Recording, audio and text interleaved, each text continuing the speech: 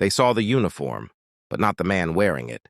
In broad daylight, a decorated Air Force officer was forced to the ground, his hands locked in cuffs as strangers watched in silence. No warning, no explanation, just suspicion where respect should have been. The kind of moment that doesn't just happen. It builds in seconds, but echoes for years. But everything shifted the moment they opened his briefcase. Because what they found didn't just prove who he was. It exposed something far deeper, something uncomfortable, something that reveals how quickly perception can override truth, the kind of truth that doesn't stay hidden for long. So how did a man who served his country become a suspect in seconds? And what was inside that briefcase that changed everything? Most people who knew him would have described him in simple words: disciplined, quiet, and deeply committed. Not the kind of man who demanded attention, but the kind who earned respect without asking for it. Years in the Air Force had shaped every part of him. His posture, his movements, even the way he observed his surroundings, carried the precision of someone trained, where mistakes were never an option. He had lived through environments where pressure wasn't occasional, it was constant. Long nights that stretched without rest. Missions where every decision carried weight. Situations where calmness wasn't a personality trait, but a requirement for survival. And through it all, he had built something rare, a record of trust, earned slowly, consistently, without shortcuts. But the world outside those structured environments does not always read people the same way. That morning felt like any other. He woke early, before the city had fully come alive. The quiet outside was brief but familiar, the kind of silence that exists only before routine begins. His movements were precise without effort. Uniform prepared, shoes aligned, briefcase checked twice before he even stepped outside. That briefcase was simple in appearance, but it was never just an object. It carried documents, identification, mission-related files, and personal records that represented years of service. He never treated it casually.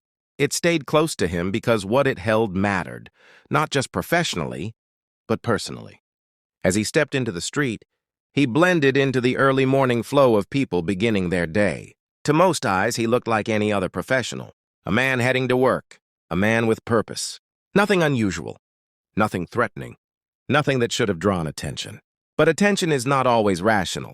Glance lingered a little too long from a passing stranger. Then another. Not obvious enough to confront, but enough to feel. The kind of observation that doesn't speak but judges anyway. He had learned to recognize it over time. Not always hostile, but always present in ways that didn't need words.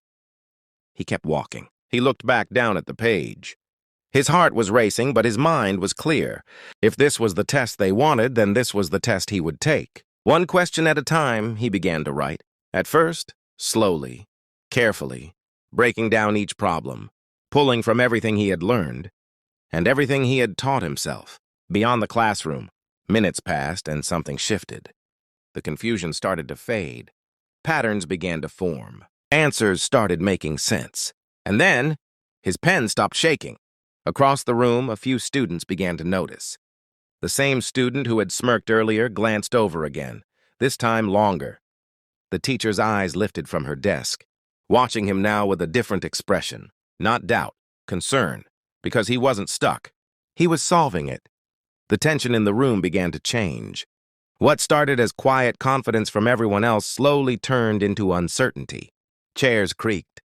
Heads turned. Something unexpected was happening, and no one knew how to react. But he didn't look up. He kept going, line after line, answer after answer, until finally, he reached the last question, and without hesitation, he finished. He placed his pen down, and for the first time, the silence in the room felt loud. It didn't ripple slowly. It snapped. Chairs stopped moving. Pens froze mid-sentence. Every eye shifted toward him, not with curiosity anymore, but disbelief. He leaned back slightly, his completed paper resting on the desk, like something that wasn't supposed to exist. The teacher stood up. Not calmly, her steps echoed across the room as she walked straight toward him, each one heavier than the last. She didn't say a word at first, just reached down and picked up his exam, flipping through the pages faster and faster. Her expression tightened. Confusion turned into something else, something harder, because every answer was filled in, and not randomly, correctly, You could feel it, the shift. The moment everything everyone thought they knew started to crack, a quiet murmur spread across the class. The same students who had watched him earlier were now staring, trying to understand what they were seeing. The smirk was gone, replaced with something closer to shock. The teacher's grip on the paper stiffened. "This," she finally said, her voice low but sharp, "this isn't your exam." The words hung in the air, heavy with implication. But he didn't look away, because now everyone could see it. It never was, and yet he had solved it anyway. For a brief second, no one moved. No one spoke. It was as if the entire room had been forced to confront, something it wasn't ready to admit. Then came the question no one could ignore. If he was never meant to pass this test, then why did he? For a long moment, the room stayed frozen, like everyone was waiting for someone else to explain what had just happened. But no explanation came, just silence, and the undeniable proof sitting in the teacher's hands. The exam was checked, not casually, not dismissively, but carefully, line by line. And with every page turned, the tension only grew heavier, because there was no mistake left to point at, no excuse to hide behind. He had passed. Not just passed, he had mastered something he was never meant to face. But instead of relief, something else filled the room, discomfort, because now the question had shifted from whether he was capable to why he was ever doubted in the first place. The teacher slowly lowered the paper. Her confidence from earlier was gone, replaced by something she couldn't quite hide anymore. The authority in her posture softened, like the weight of what had happened was finally catching up to her. Around the room, students avoided eye contact. Some stared down at their desks. Others kept looking at him, trying to reconcile the image they had in their minds with the reality sitting right in front of them. And for the first time, the silence didn't feel forced. It felt honest. But even then, no one apologized. No one acknowledged what had really happened, because saying it out loud would mean admitting something far bigger than a wrong paper. It would mean admitting bias, assumptions, a quiet kind of injustice that had always existed, but was never meant to be exposed like this. The bell rang. Sharp, sudden, almost jarring. Students began to move slowly at first, like they were unsure if it was okay to break the moment. Chairs scraped against the floor. Bags were picked up. Voices returned, but lower now, more cautious. And through it all, he stayed where he was for just a second longer, not waiting, just processing. Then he stood up. No celebration, no reaction, just the same quiet composure he had walked in with. But inside, everything felt different, because he knew something now that couldn't be unlearned. This was never just about an exam. As he stepped out into the hallway, the noise of the school returned, lockers slamming, conversations overlapping, life moving on like nothing had happened. But for him, it wasn't the same hallway anymore. The looks he got felt different now. Some filled with respect, others with confusion, a few with discomfort, because the story had already started spreading, and not the version that was convenient, the truth. By the end of that day, his name was being mentioned in classrooms he had never stepped into. Teachers spoke about the incident in careful tones.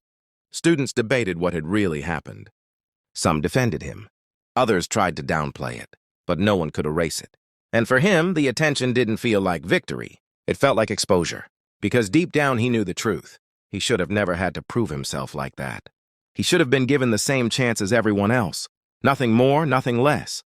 And yet it took something unfair, something intentional, for people to finally see him clearly. He walked out of that school building later that day the same way he always did. Quiet, focused, alone. But something inside him had shifted. Not his confidence, not his ability, but his understanding. The realization that sometimes the system doesn't just test what you know. It tests who you are allowed to be within it. And the hardest part? He had passed both.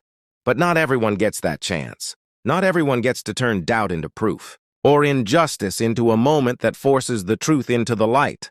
For many, those quiet moments, the looks, the assumptions, the so-called mistakes, become walls that are never broken down. They don't get a second chance. They don't get to be seen. And that's what makes this story bigger than just one classroom. Because it's not rare. It's not isolated. It's happening in ways that are harder to prove, easier to ignore, and far more common than people are willing to admit. So the question isn't just what happened that day. The question is, how many others are still being tested in ways no one else can see? And more importantly, how many more will have to prove themselves just to be treated fairly?